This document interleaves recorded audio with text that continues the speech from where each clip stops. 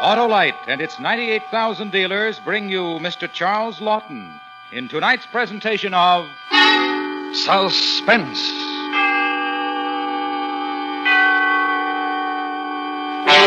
Tonight, Autolite presents a story about a man whose name was synonymous with death. A true story which we call Jack Ketch. Our star, Mr. Charles Laughton.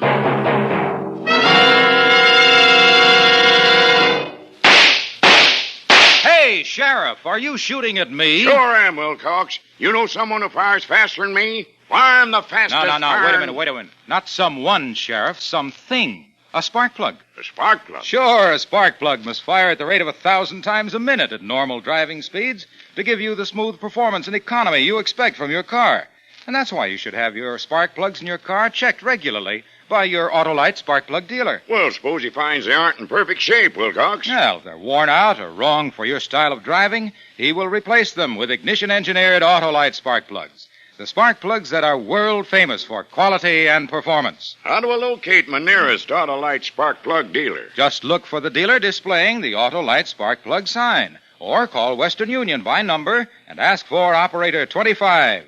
She will gladly tell you the name of your nearest Autolite spark plug dealer. And remember, from bumper to tail light, you're always right with Autolite. And now, Autolite presents transcribed Jack Ketch, starring Mr. Charles Laughton, and hoping once again to keep you in suspense.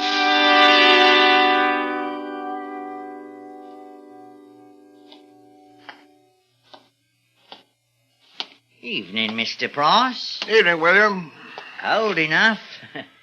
Hard day for you, Mr. Price? I must say I'm fair wore out. What you need is a bit of the old warming for the cockles. How true, how true.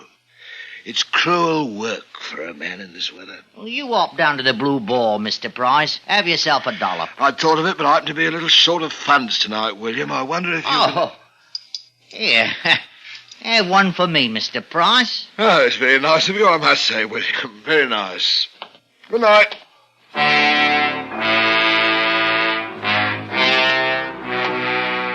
Nasty little rat, that William Hartley. Got to keep an eye on him. Hartley. What right's he got to look at me like that? I know what he's thinking. Get my job. Fat chance of it. I'll see him turned off first. God, I got a thirst. Should go home, I suppose. Betty will be grousing out of all nick. Let her grouse. I got my rights. Blue Ball for me. Evening, one and all. Evening.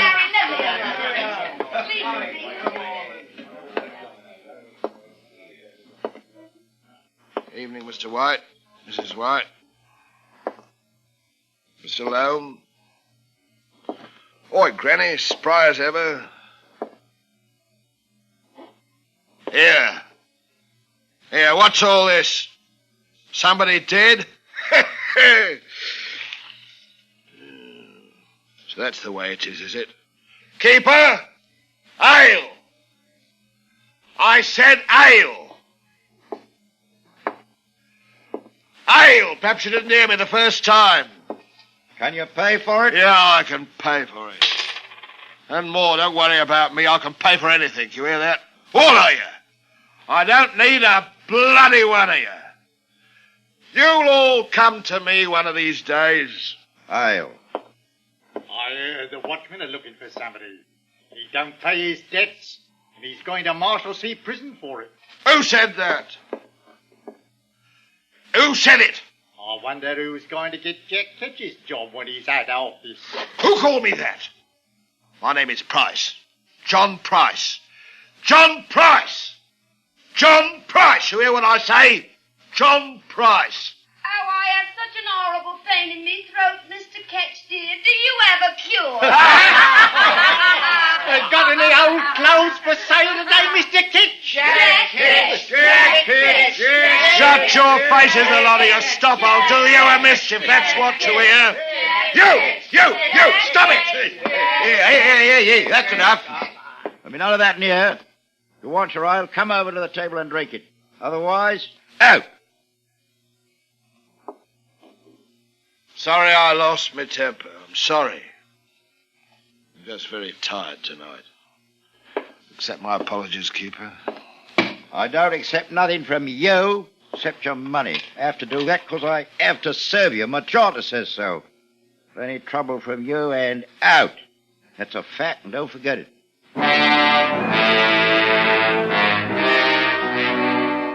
Why do they do that? Why?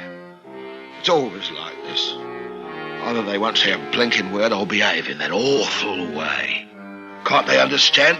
I'm just like anyone else. I do me job, same as anyone. It gets lonely, a man sitting by himself, swilling ale all by himself. I wish I had some money. I mean, some of the actual, not coppers. I'd have friends then, lots of them. What was it they were saying about the watchman looking for me? They can't do that. I'll pay the debts what I owe. If I could only get a good job or two. Why don't they let a man alone? It's not fair.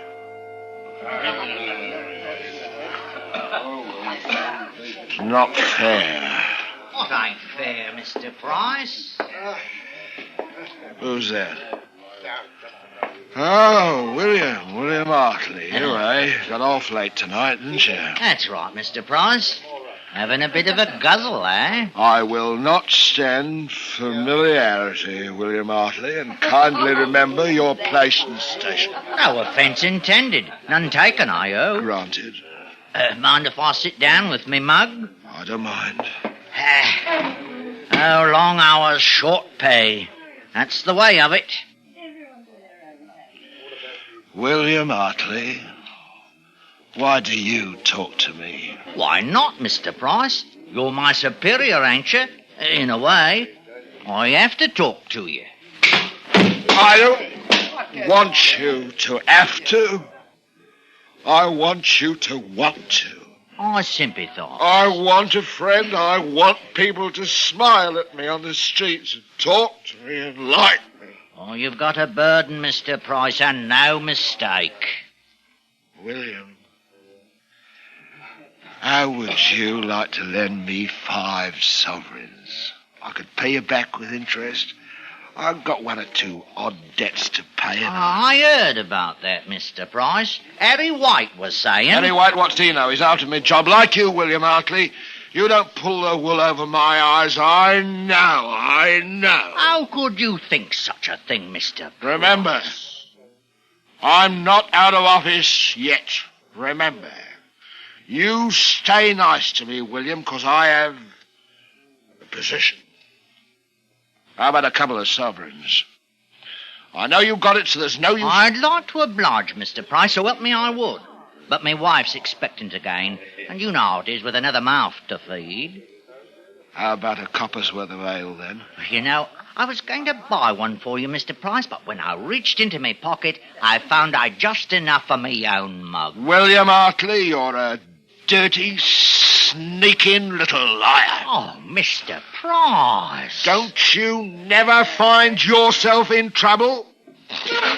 Because if you do, it's John Price is going to be there, taking loving care of you.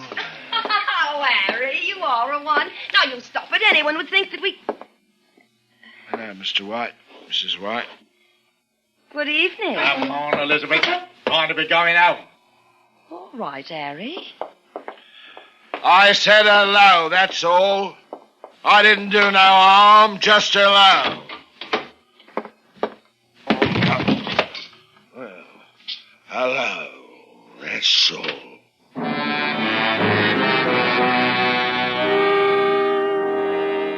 William Hartley, he come to the Blue Boar to laugh at me. That's how he gets his pleasure. They all do. And when I get home, it's going to be the same. Wish I was dead.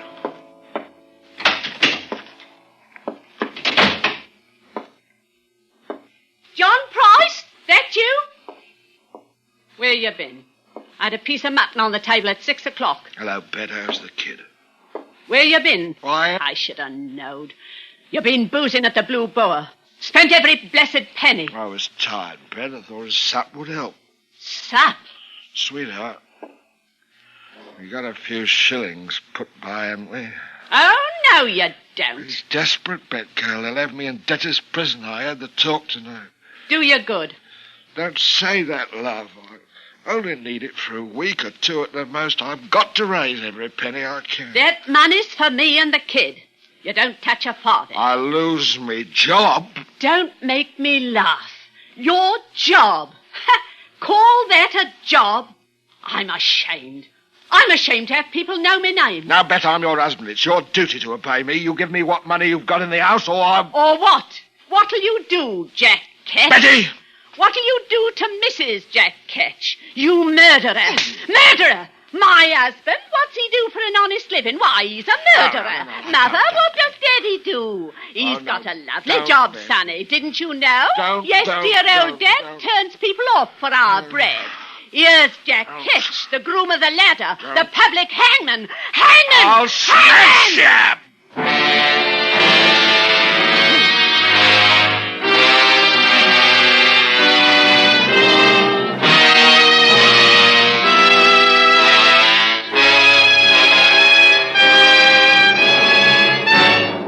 Autolite is bringing you Mr. Charles Laughton in Jack Ketch, tonight's production in radio's outstanding theater of thrills, Suspense.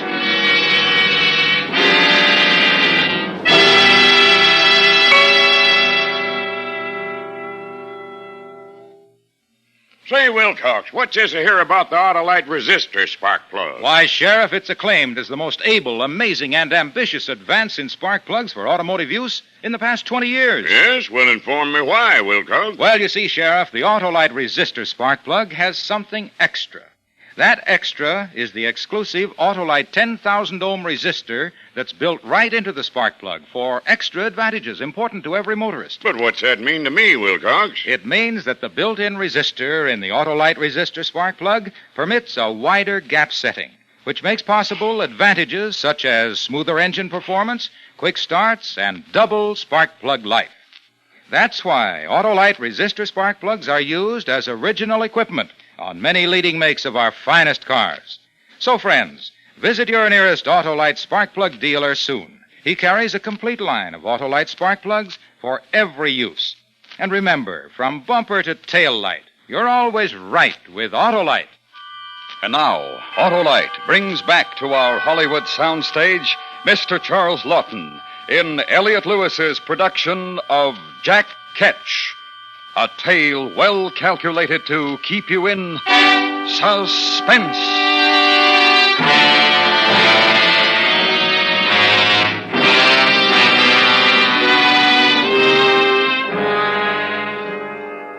I suppose it was wrong to beat her like that, but what's a man to do?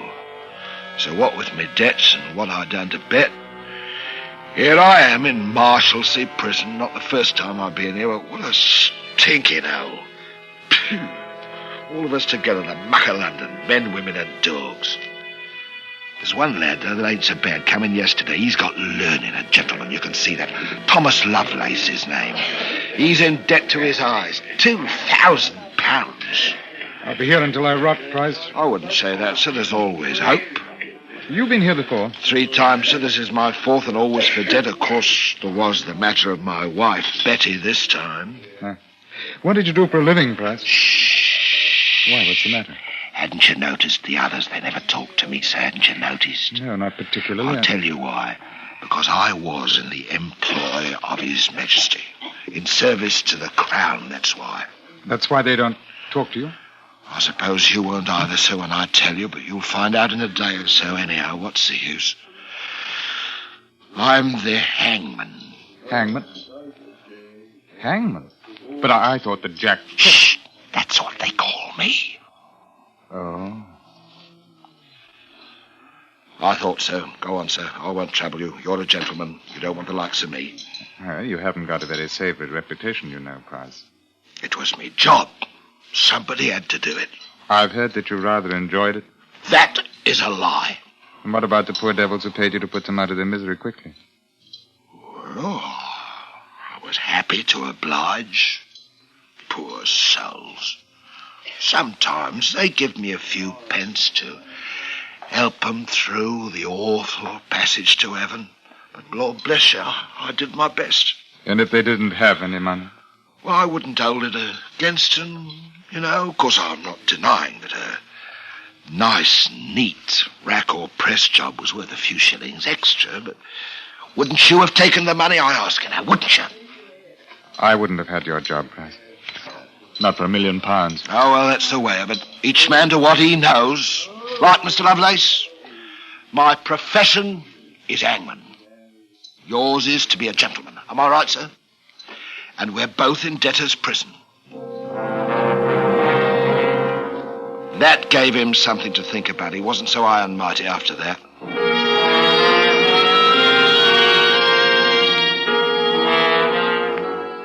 He never had visitors, and I didn't neither. That is, not till one day, 3 months after I first come here. And it was William Hartley. And I didn't like the nasty weasel smile on him. Well, Price, I heard about your misfortune, and I came to sympathise. How thoughtful, William. How do they treat you in here, eh? Like a bloomin' earl, can't you see? Ooh, nasty smell down here. Well, they haven't brought in the fresh roses yet. Ah, yes. What about your debts, Price? Any luck? Yeah. Well, it's only a matter of £5.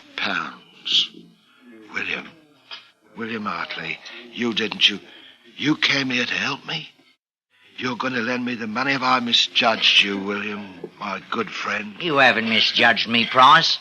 I didn't come here to lend you anything. I came here to see you had your health and spirits, and I brought you a prayer book for your poor soul to feed on. Oh, bloody hell. Change your ways, Price. Change your ways before it's I'll too late. I'll change the shape of your... I'm going to turn you off proper, Mr. William Hartley. Price, let him go. You hear me? Let him go. You'll get away from him. Stop it! Have you gone mad? You know what they'll do to you for this. I know. I've given it to others.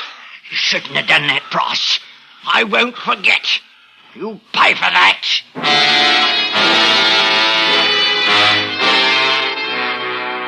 I paid 30 lashes and slumgullion for a month. I wasn't going to forget William Hartley, never in my life. It was Mr. Lovelace who saved me a crust or two of bread when I was brought up from the black hole. It was the best meal I ever had. Then things was the same again. The weeks went by. I wrote a song ballad. Mr. Lovelace did the words in writing for me.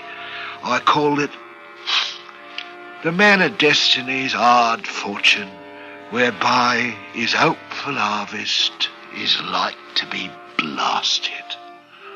Nobody bought it, though, and I still didn't have the money to pay me debts. And I heard about Betty and the kid. They'd run off and left me. That's when I made up my mind to get out of Marshalsea. That and William Hartley. I'd pay a little call on him. I told my idea to Mr. Lovelace one night. Mr. Lovelace. Yes? Come closer. Listen. I'm getting out, see? Now, you've treated me right. I'm willing to take you with me. But how can you? We've got these chains. It's impossible. No, it ain't. They take 'em off in the afternoon when we exercise, don't they? All right. That's the time. But how? Leave it to me. You want to go with me? I'd rather die trying than stay. All right, so here's what we do. There's a wood shed next to the gate in the yard. Doors always open. When we have our constitutional tomorrow, we hop in there and wait till it's dark. One of the keepers will see it. Yeah, there's a new one on. I've been watching him. He's been drunk for a week, easy as pie. You wait.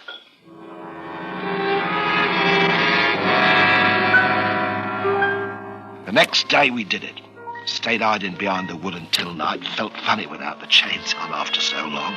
And about 10 o'clock we started out of the shed. I took a thick stick from the wood pile. Shh. Come on. The gate will be locked. Have to do a bit of climbing then, eh? All clear.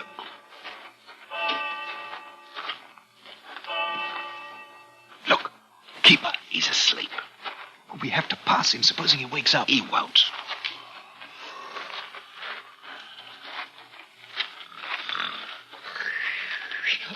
Look, he...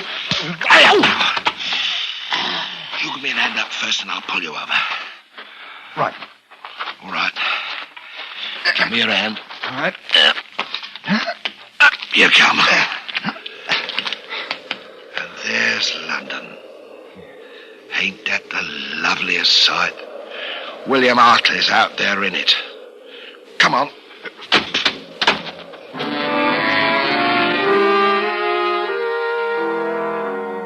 We stayed together until we were well out of sight of the prison.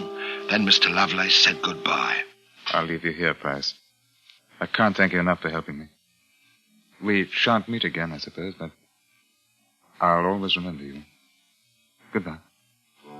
And he went his way. A couple of minutes later, I found a broom maker going home from selling his wares, and after a short argument, I had 2 silver shillings in my pocket.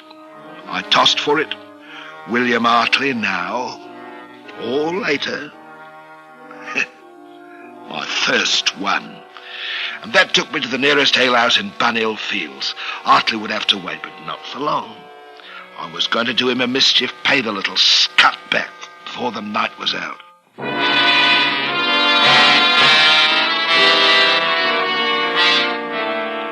It was 2 hours later that I left the alehouse with a lovely swishing in me belly and happiness in me head.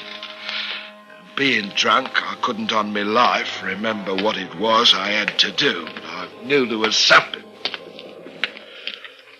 How his groans was dreadful for to hear, as the stones they pressed upon him, and Jack stood solemn, not shedding a tear, when the awful... Hello, who's that? It's me, Elizabeth White. Is that you, John Price? I thought you were in Marshalsea. Elizabeth White? Well, I never. What you doing in Bunhill Fields this time of night? I had an order of gingerbread to deliver. You frightened me. Who, me? Why, I'm all right, you know. I've had 1 or 2, but nobody can say John Price can't behave like a gentleman. Oh, you are wicked. Oh, I wish I was married to a sweet woman like you. Ooh, how I envy your husband. Now, Mr. Price. I apologize. Humbly. Do you hate me? Of course not. I never hated you. It was Harry didn't want me to talk to you. I mean, you know, because I'm hangman. Well, you're not anymore, anyway. I'm really very gentle at heart, you know. Just misunderstood by one and all. I suppose. Elizabeth, I've always had a liking for you. Mr. Price. Have you got a little money put away? We could make it a business arrangement, just you and me. I'd pay you next month. How's that? I haven't got anything, Mr. Price. Hold on, maybe a shilling or 2 tucked. Well, you must have copped something for the gingerbread. Please, Mr. Price, my Harry'll be awful. It ain't honourable for a man in my position to be in debt. There's no one to turn to. Come on. I'll pay you back. I swear it's desperate. No, Mr. Price. Where do you keep it, eh? Stop it! You'll have the watchman down there. Stop it! Let me go. Where is it? Give it over, you hear me? You don't. I need this. I need it. I told you I'd pay it. Shut it off! Shut it off! Shut it!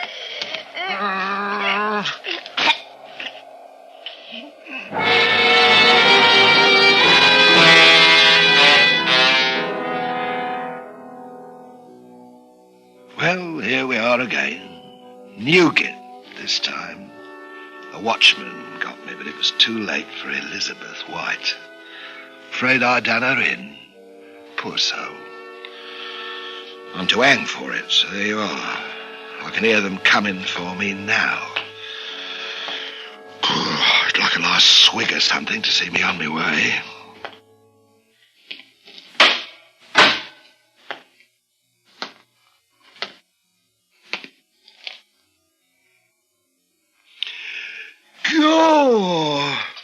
William Hartley. Are you ready, John Price? You nasty little winkle. You mean you're the hangman? I am. God blimey, I was coming back to turn you off, you maggoty worm, and I forgot her. You wouldn't be here now. I bear you no malice, John Price. Yeah, you won't make no hangman. Not for long, you won't. You wait. They'll start calling you Jack Ketch. You wait. It's me duty. I always knew that someday I'd find me calling to protect the people from such poor wretches as you. I have found it. Oh, blimey, I might have known it. Bar me too. Well, I haven't got a brass farthing for you, and me clothes won't fetch tuppence, so blast you. I don't want neither. It's me job, John Price. Turning you off is me job, and that's what I'm about to do. You've come to a wicked end, as I knew you would. Well, if I am going to nab the stifles, and it's William Hartley's going to do it, I'm better off dead. Here, William, you write something for me on the wall. I got some charcoal. What? What do you want me to write? Here died John Price, public hangman of London. He was turned off upon that gallows which he had served so well in his day. God save the king in the year 1686.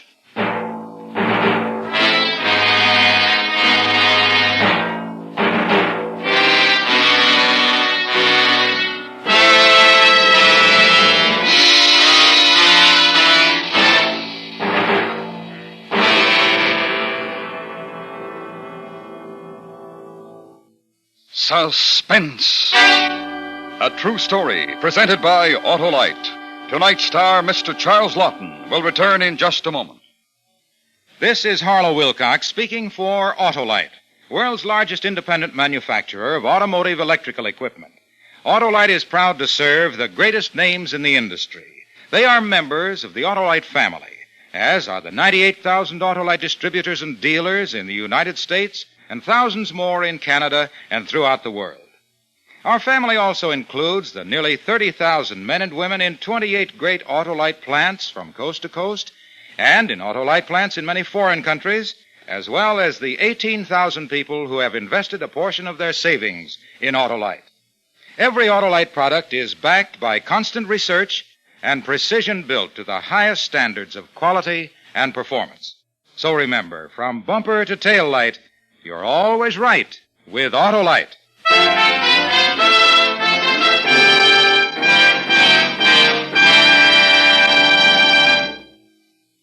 This is Charles Laughton.